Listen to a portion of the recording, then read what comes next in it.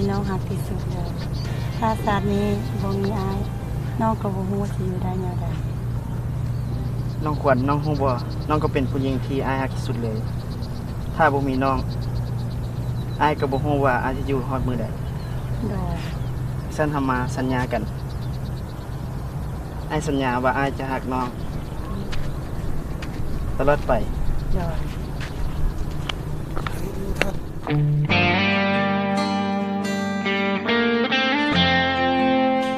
ขวัญน้องฮู้บ่มื้อนี้อายมีความสุขหลายได้โดยน้องก็คือกัน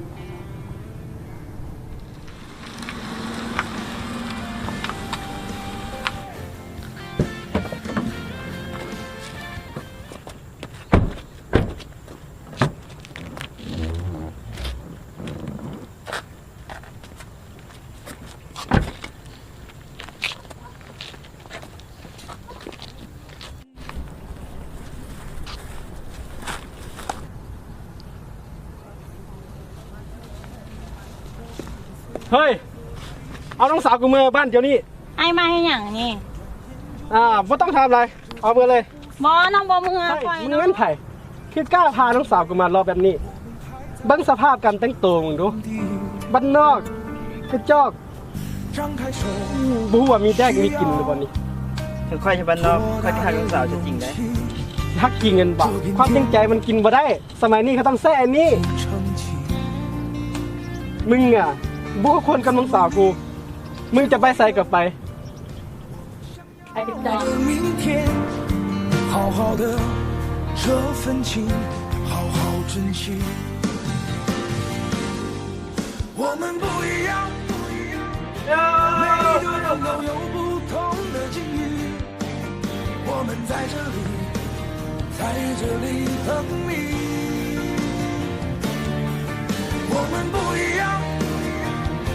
虽然会经历不同的事情我们都希望来生还能相遇这么多年的兄弟有谁比我更了解你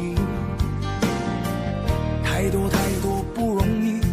磨平了岁月和脾气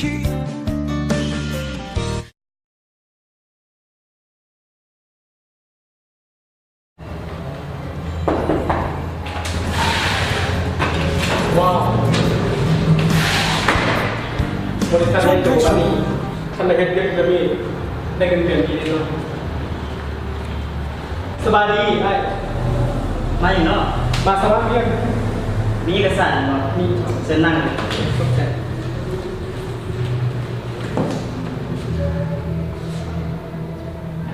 การศึกษาด้วยว่าใช้ได้เลยเนาะครับขอบใจการศึกษาสูงเลย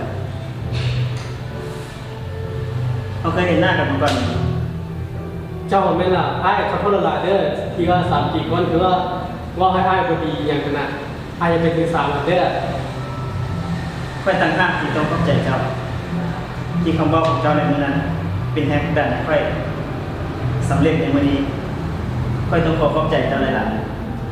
ๆสำหรับบริษัทของค่อยบ่ฮับคนดูทุกแบบเจ้าดูทุกคนจนแบบเจ้าใช่ครับน้องเมย์เพราะว่าทางบ้านมีปัญหาทางการเงินน้องผมไปสมัครเรียกใส่ผมมาได้แล้วอันนี้มันไม่เป็นปัญหาของเจ้าจะไปสมัครเรียกใส่เรื่องของเจ้าสำหรับบริษัทของค่อยบ่ฮับคนแบบเจ้าให้โอกาสได้ให้โอกาสอีกครั้งนึงเนี่ยเพราะว่าจะสัญญาว่าจะเป็นคนที่ว่าดีบ่ได้แล้ว对，OK。